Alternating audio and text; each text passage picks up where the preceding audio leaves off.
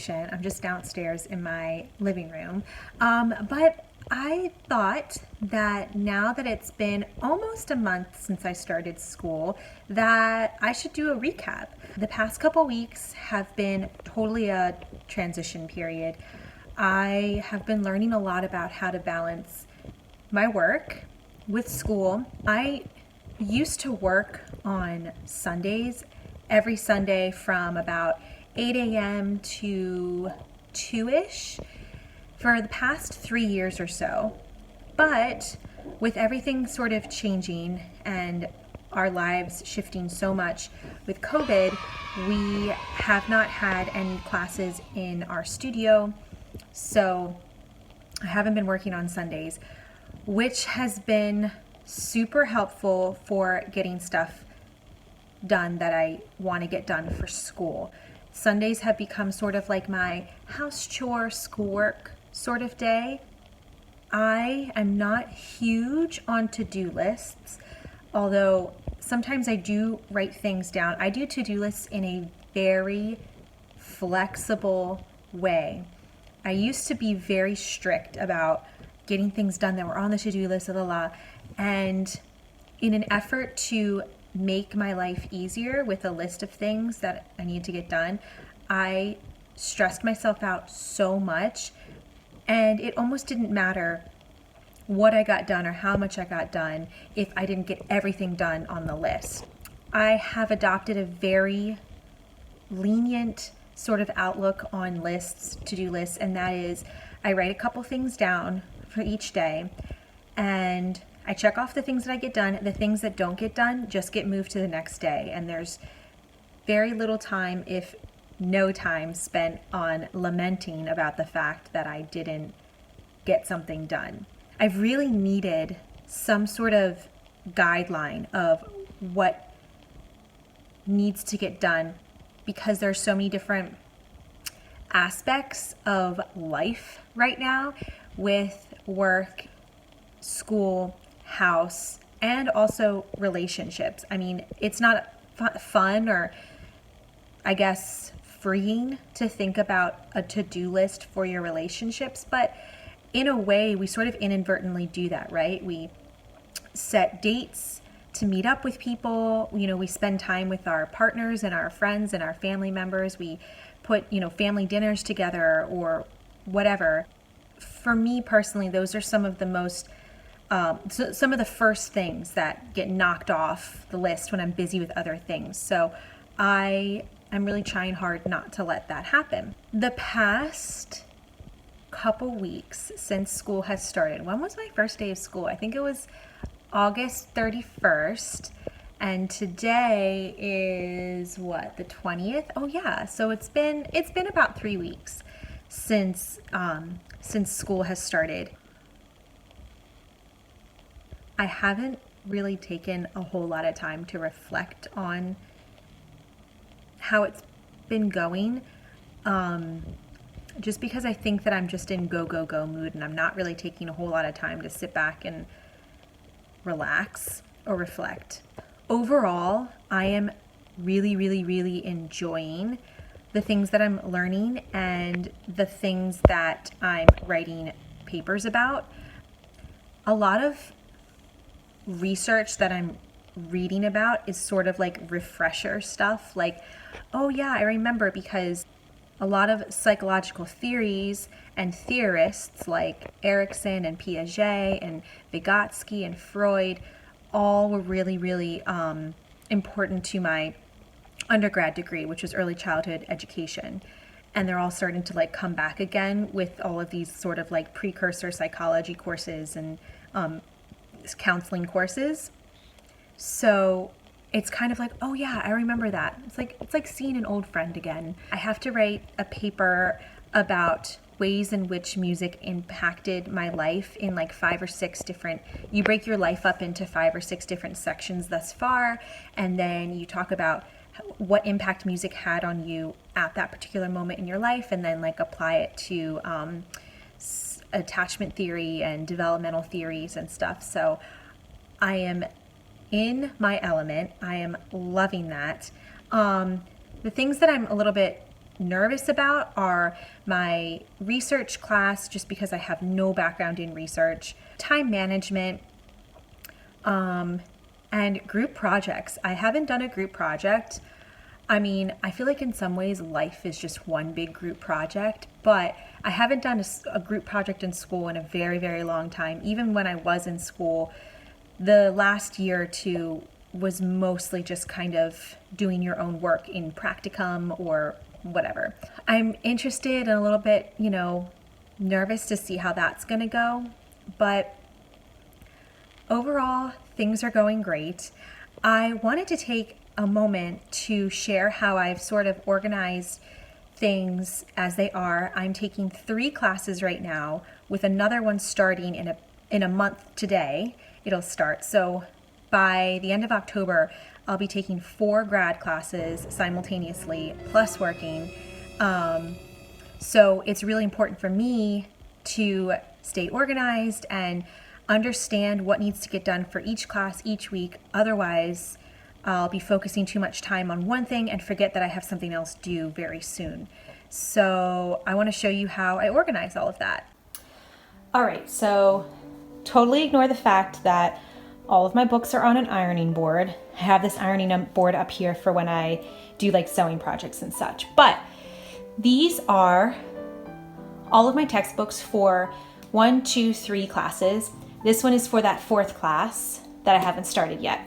So what I did was I used some like peelable, reusable labels and just marked basically the name, the number of each course on the books. And I did this because I was getting really kind of easily confused between which book was for what class. And this way, whenever I do have class, all I'll do is just grab the bundle of books with me, set them next to me, next to my laptop, and then I have exactly what I need if we're going to go over the readings or whatever. I also, you'll notice some Post-it notes on here. I put Post-it notes, little tiny ones, on the chapters that are supposed to be read each week, and then I cross off the chapters that I've already read. Another simple way for me to like keep track of how far I've gotten in some classes versus other classes. This system has been working out super well so far. A lot of my books are rentals, but some of them I bought either because that was the only option, or like this APA publication manual. I knew I was going to be using this forever, for everything. So I just went ahead and bought it. This one wasn't that expensive, but I knew I was going to use it, so I bought it. The rental books, I'll take notes obviously in notebooks and then highlight in the ones that are mine, the ones that I owe, like this honkin' one down here. Another thing that I do is put 3 Post-it notes, one for each class, and the colors that I have are green, blue, and red, but I only had pink Post-its, so that's just gonna have to do for that. And everything color coordinated is optional, but it just makes it easier for me to look at something, look at the green one, although this is kind of like more like a light blue, look at the green one and say, oh, that's for MUT 500, and just know automatically what is what. Anyway, I put these 3 Post-it notes at the top of my planner for the week, and I write down the things that I want to focus on that week. It's always going to be readings, and then you'll see here I have that a post is due next week. I like to have that on my radar, so that way I'm not, come Friday, like, oh my God, I didn't realize that I have something due Tuesday that's only a couple days away. So I do take the syllabi and I write down everything that is due, all in color coordinated markers or pens, whatever you've got, and just make sure that I know what's coming next. And then when I put my Post-it notes on, I look to the week ahead and think, okay, let's see what's coming next. Nothing here. This is good. Okay, let's see. Oh, okay. I've got a research paper due and a post due, and I'll have that written on my Post-it notes. And just a little bit about what I was saying with the to-do list. So I had a lot of stuff marked on Mondays because Mondays are kind of a easy day for me. I only have 3 classes that I teach, and then I'm done by 2, and I have the rest of the day to do stuff. So I typically put more stuff on Mondays, but as you can see, I did not get through anything. I think I only have 2 things knocked off the list.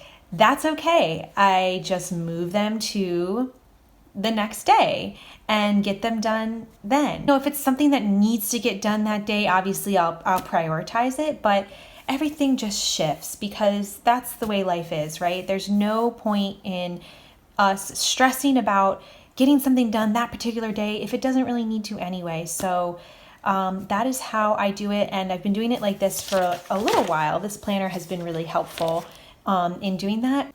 Another really great sort of organization hack is particular to a research paper. When you're writing a research paper, there's so much information that you're trying to put in, 7 to 10 pages, and it's hard to keep track of it all. So what I do is I usually break everything down either page by page, paragraph by paragraph, section by section, however it's outlined in the syllabus. This is the paper I was telling you about, how it was your life divided up into sections, and then you talk about the impact that music had on you. So each page is a different section of life, and then underneath sort of my brainstorming, I have the developmental theories and just the notes of what I think supports what I'm saying up here. This is not supposed to serve as like, oh, I'm typing this in. This is just like reminding me that these are the key points of these individual developmental stages. Basically, you can do this with anything that you need to support your claim. You can write little bullet points under it, and when you go back to it, it's all right there for you. This is sort of like stage 1, right, of writing your paper. Then, once you have all of your research down, I like to make a very shorthand reference list. These are all of the references that I'm going to use and just shorthand of what they are and numbers next to them. So when you're typing up your paper and you're pulling either direct or indirect quotes from whatever resource, all you need to do is write the number right after what you're saying, and then you can go back and cite everything. Because to do it all at once can confuse you. It can be very hard and also just takes forever. So what I like to do is do it this way. Go ahead and type everything out. Keep going with your train of thought and just add in the numbers. So that way you can devote your last day of writing the paper right before you're going to send it in just to citing. Go back and say, oh, I cited from 2. That's Brucia Audio Biology. Great. Let me go find that. Boom, right in there. And that's just makes it super easy. The other thing that I have been getting used to this week is just virtual learning in general. I have been on the opposite side as the teacher. I've taught children's instrument programming and also young children's music appreciation classes, like over Zoom, but I've never been the student. And I think that having the experience of being the teacher makes me sort of understand where the teacher is coming from in a lot of different ways, or kind of understand what they're going through and trying to relate this information to us over a screen. I've also never done breakout rooms over Zoom, which is exactly as it sounds. If you've never done it, it's like when the whole group breaks up into smaller groups and like discusses different things. So that was kind of cool. That was sort of like in real physical life when you break up into groups in class. I mean, I obviously in person is better in my opinion, but I mean, there are definite pros to the Zoom classes. There's no commute, obviously. I sometimes am in class in my sweatpants or my pajamas, which is really nice. And I get to like log off and just be home and go downstairs and grab dinner or whatever. So those are the definite pros. I think that it's going to be really interesting starting next semester. So starting in January is when I'm supposed to begin following music therapists and watching them do their work and take notes. I don't know how that's going to be over Zoom, or if you just sort of maybe log on to a session that therapist is having with a client and you sort of observe that way. And I think if that's the case, I will be sort of bummed. I guess I always imagined it being in person, and therapeutic services are so traditionally in person. So that'll be really interesting. And I'm not even sure that my school has an understanding of how they're going to do that yet either. So we'll see how that goes. I'm definitely sort of anticipating what that's going to look like. As for right now, the virtual learning is going great. My professors, this is, I guess, their second semester doing it, because, or maybe they've been doing these online classes at least since March. So they've got a couple months under their belt of doing it. So far, I think they're doing a great job. It's really hard to engage people over a screen in that way, especially when the content can be kind of dry. So I think that they're doing a really great job and making sure that there's a reciprocal relationship as well, asking us questions, and the breakout rooms and all of that. So very happy with that aspect. So far, first month or first 3 weeks, pretty good. I think that staying this organized for some people might look like a lot, but it's so helpful for me. And if you are, feel like you're a little bit of an organized person, you can try out some of these tactics. Once you get them sort of like in your head, it's sort of like second nature. Anyway, thanks for tuning in, you guys. I'll see you again next video. If there's anything that you want to see or want to know more about, let me know, and I'm happy to make a video about it. So yeah, see you soon.